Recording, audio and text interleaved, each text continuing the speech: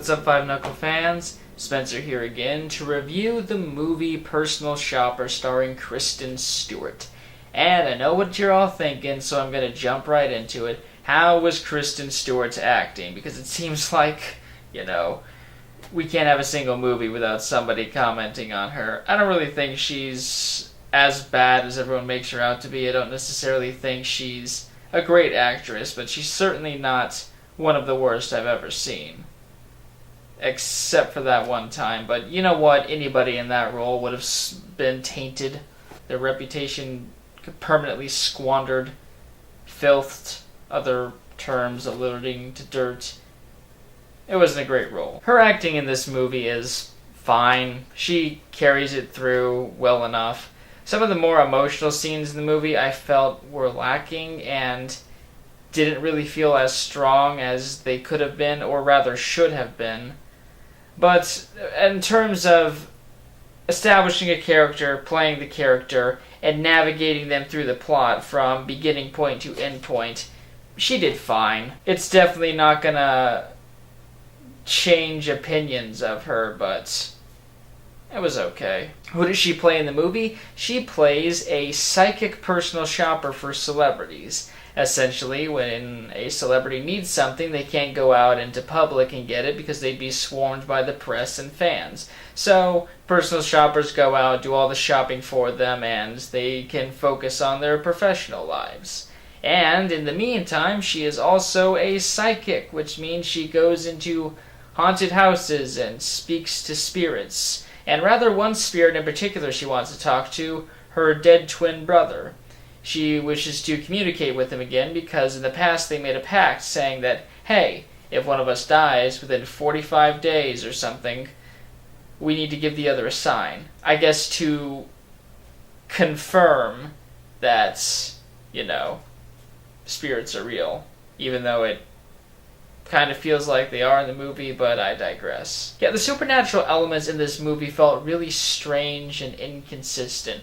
During some moments, we would see like actual full-bodied spirits and their spirit vomit, and then at other points, they would just be invisible figures moving stuff. I mean, I know with ghosts you can do whatever you want, but it felt like there was no real consistency why some ghosts we could see but others we couldn't see, and why some would communicate in different ways than others. There's no clear answer really given to that. But anyways, all seems to be going well, balancing her medium ways and her personal shopping ways, until she starts getting mysterious text messages on her phone. Who are they? What do they want? What's going to happen to her? Find out in the spoiler section. But essentially, the setup feels somewhat cluttered to me personally. It feels like they don't all connect. It could either be a personal shopper that begins being stalked, hence, a good contrast there, whereas, someone who prevents another person from getting attention is getting unwanted attention herself, so that thematically works. Or you could have like a spooky supernatural thriller in which a psychic begins communicating through the cellular phone, which still puzzles me somewhat. I have many questions about that, but we'll talk about that in the spoiler section. But anyways, mixed together, it didn't seem like they all fit. They had some good elements and some scenes that worked, but for the most part, it seems like this combination was not quite meant to be. It wasn't something, I feel, that warranted being combined together. Either of the options I listed before would have been suitable enough for a feature. Also, not a lot happens throughout this movie. It's mostly this character dealing with the grief of losing her brother and sort of dealing with her everyday life. There are some, shocking elements that occur later into the film that she has to deal with that further add to the stress of the situation. But for the most part, it's mostly about her and her struggles. There are some other characters thrown into the mix that feel a bit tacked on and underdeveloped, and thus ruining the impact of some of their scenes in the movie and some of the reveals. The movie raises a lot of questions, and when they aren't answered, you start to ponder those questions even more, and it sort of hurts the experience for you. Really, to sum this film up, it's a film that doesn't have all that much to say, yet at the same time tries to talk about a bunch of different things, if that makes any sense. And what that creates is a plot with simplified aspects that are essentially weak. They're not developed to their full potential. This becomes a weak movie. It does great at build-up, but there's no real payoff in the end. There's no real climax, really, even. Nothing really felt accomplished in the end. Even the character herself seems mostly unchanged by the events around her. And ultimately, while she is affected somewhat in terms of confidence, she never really accomplishes any goals. There's no real goals in this movie aside from talk to brother, but even that seems to be put on the sideline for other things. Overall, this is a movie that had some interesting aspects going for it. It had some interesting scenes, and it understood lighting pretty well. And Kristen Stewart proves she's not terrible, but this film is not quite suitable. It's all build-up, which half the time doesn't even really feel all that tense, to an anticlimactic finish.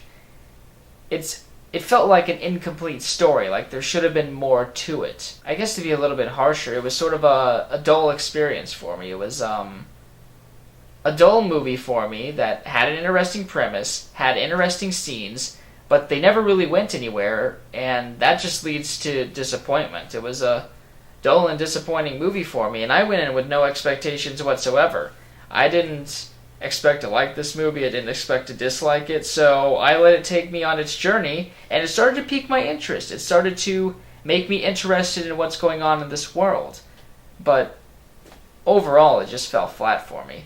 I do not recommend this movie. It was a little tough to sit through in parts, and it never really goes anywhere or introduces any intriguing elements that actually have an impact. I don't know. Try again next time, Kristen Stewart. Try again next time. Alright, spoiler time. We're getting into the spoiler section where I talk about, well, a lot of the elements that kind of irritated me. First and foremost, what was the reason she kept communicating with the number? I mean, at one point, she has no idea who they are or what they want, and then next, she's sending pictures of herself in a dress to them and actively communicating and joking with them, like, this is some random weirdo. And she does seem to be somewhat afraid of the person.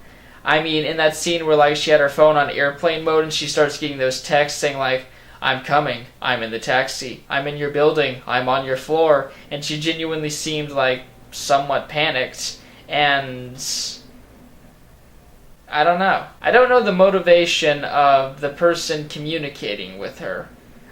I guess it's supposed to be her brother, but it's never really made clear. I mean, if it was her brother, then what was the point of the knocking at the end of the movie, confirming whether or not she was his brother?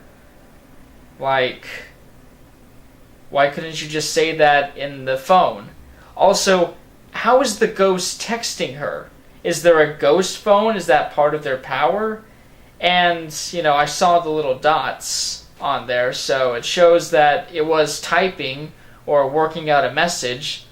So how does that work? I don't get it. Yeah, and that whole subplot with the murderer, where the woman she works for is murdered, and they, like, think it's her, but it turns out to be that other guy, that felt really weird. It seems like he was in it for one scene, and he shows up at the end, and that was about it for his character. There was no real development to him. He was just sort of a weird guy. It's like, oh, okay, well, tell me about this pact you made. Okay, now I'm in the next scene. I shoot a police officer and run off. I guess that was my point in the movie. Like, again, that's an example of underdevelopment. Like, you could have cut out some of the scenes of her sitting on the goddamn subway and maybe had this guy interact with her more. Maybe he's acting really suspicious about the murder. Maybe something is happening. Or maybe it was the ghost that killed her.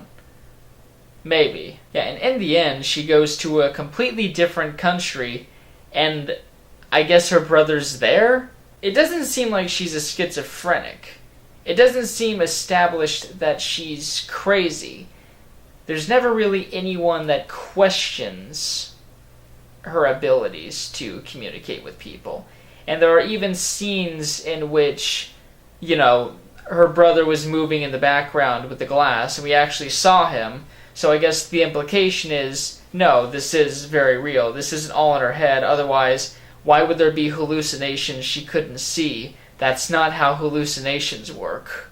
You can't just look the other way, because there'd be something even freakier, like a giant ant or some shit. Another thing that annoyed me were all the fades to black, and what annoyed me was their frequency with them. Like, it would happen, and then fade to black, and then this scene's happening, and then it's like 2 minutes long, and then we fade to black, and then, like, I don't know, it felt weird to me, and it didn't mix well. It felt more forced than a natural way to transition the scene.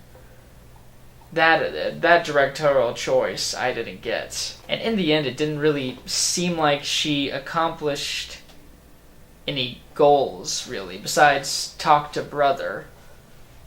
Like, okay, I guess she feels sad about herself, so she wears the woman's clothes and talks to weirdo on the phone. And another thing, like with the weirdo on the phone, like that one scene where it's like, I'm coming, I'm gonna get you, and it led to nothing. There was a paper underneath the door telling her to go to a different place, I guess. But that was about it. So, we have this tense scene of, okay, we're finally going to see the person behind the texting, and we don't see the person behind the texting. Hell, you could have just made it the ghost thing or something. I don't know. The movie had potential. And it squandered it. There should have been like another draft where they said, okay, these are good elements. Let's try to make scenes that make it feel more connected. It felt like it dragged. The pacing in the movie, too, felt like it dragged. And I don't know. I already said I don't recommend it, so there's no use beating a dead horse at this point. Those are my thoughts, guys. What are yours? Leave a comment down below. Don't forget to like and subscribe to the channel. And follow us on the social media, because we do have that. We have social media. And always, stay golden.